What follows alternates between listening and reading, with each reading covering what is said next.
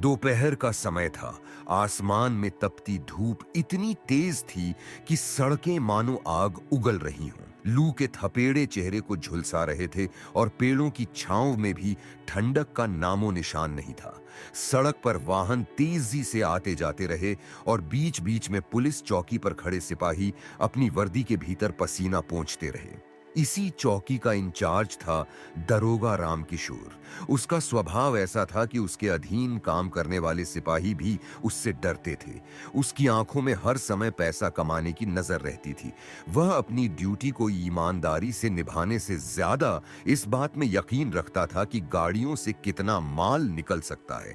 किसी की भी गाड़ी रुकवाओ, कोई गलती निकलो और फिर रिश्वत वसूलो। यही उसकी दूसरी कमाई बन चुकी थी, जो लगातार बढ़ती जा रही थी। लोग उसके नाम से खौफ खाते थे। लोग उस रास्ते से भी कम निकलते थे। गाड़ी रोकते ही वह इतना डराता कि लोग चालान और मुकदमे से बचने के लिए तुरंत पैसे पकड़ाकर चले जाते। उसकी जेब रोज नोटों से भरती जाती और ऊपर तक उसका हिस्सा पहुंचता रहता।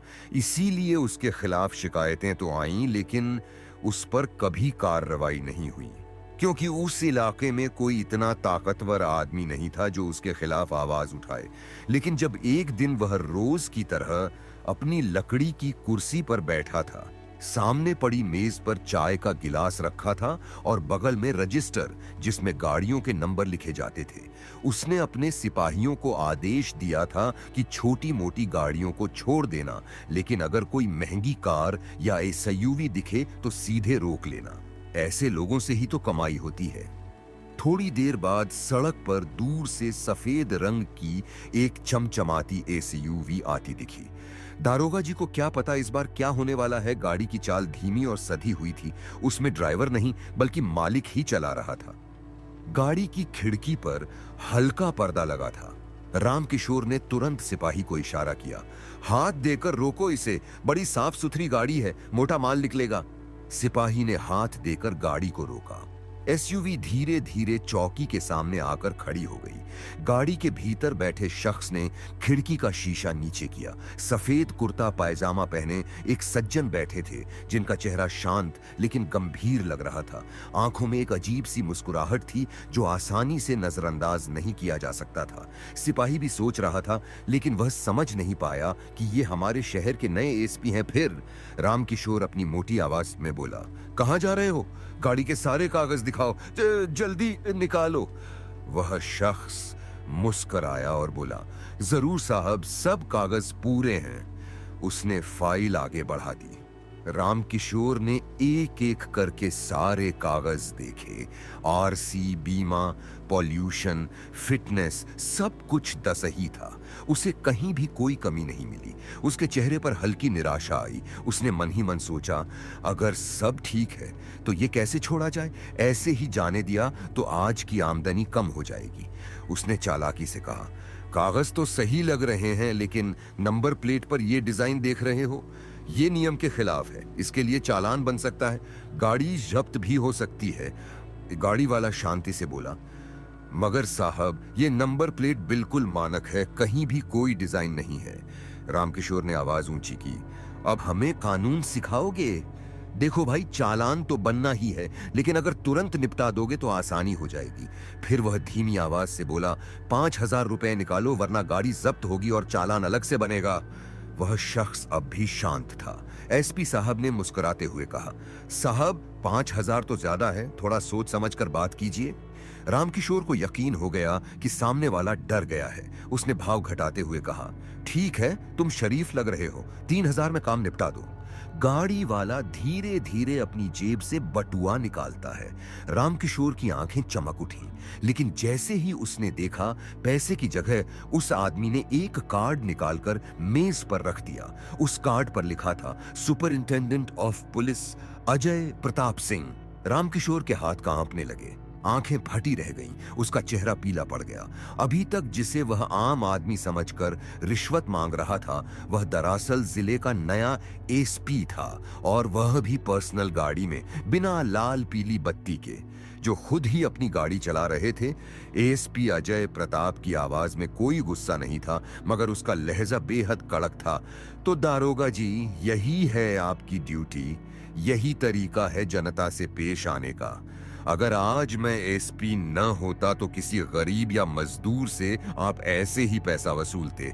बताइए, इस वर्दी को आपने क्या समझ रखा है? रामकिशोर गिड़गिड़ाने लगा। सर, गलती हो गई, मैं पहचान नहीं पाया। आप तो हमारे साहब हैं, कृपा करके माफ कर दीजिए। एसपी ने तीखे स्वर में कहा, यही तो असली मसला है। अगर मैं आम आदमी होता तो आप उसकी जेब खाली कर देते। और यह कोई पहली बार नहीं हुआ होगा, कितनों को लूटा होगा आपने। ये वर्दी रिश्वतखोरी के लिए नहीं मिली है, ये जनता की सुरक्षा और सेवा के लिए है। सिपाही जो वहां खड़े थे सब लाइन में आकर सैल्यूट मारने लगे।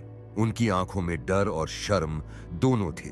वे समझ चुके थे कि दारोगा का खेल खत्म हो चुका है। एसपी ने वहीं से कंट्रोल रूम को फोन किया और आदेश दिया कि तुरंत टीम आकर चौकी पर पहुंचे। थोड़ी देर में गाड़ी आ गई और एसपी ने पूरी घटना लिखवाई। उन्होंने साफ आदेश दिया, दारोगा रामकिशोर को तुरंत लाइन हाजिर किया जाए और उसके खिलाफ विभागीय जांच शुरू की जाए।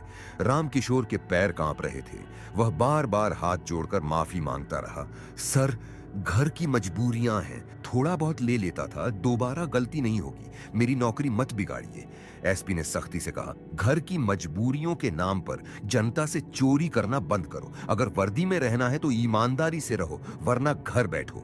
आज अगर तुम्हें सबक नहीं दूंगा तो कल तुम किसी और बेगुनाह को परेशान करोगे।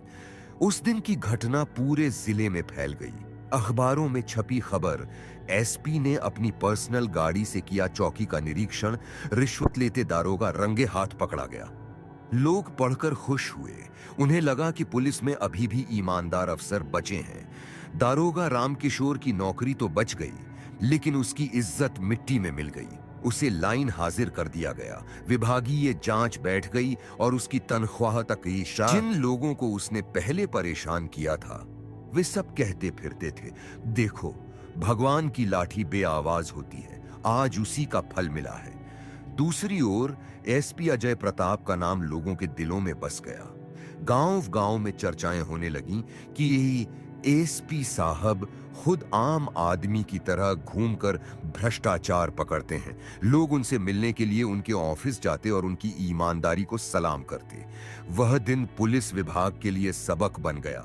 कई दारोगाओं और सिपाहियों ने रिश्वतखोरी से दूरी बनानी शुरू कर दी, क्योंकि उन्हें डर था कि कहीं साहब फिर से इसी तरह अचानक सामने न आ जाएं।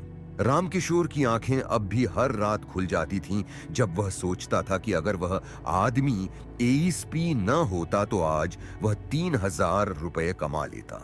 लेकिन किस्मत ने ऐसा पलटा मारा कि उसी पैसे की लालच ने उसकी जिंदगी को बर्बाद कर दिया। यह घटना साबित कर गई कि ईमानदारी की जीत हमेशा होती है और रिश्वतखोरी का अंत शर्मिंदगी और बर्बादी में ही होता है। ये थी आज की कहानी। अगर आप ऐसे ही वीडियो देखना चाहते हैं तो आप हमारे चैनल को सब्सक्राइब जरूर करें। धन्यवाद।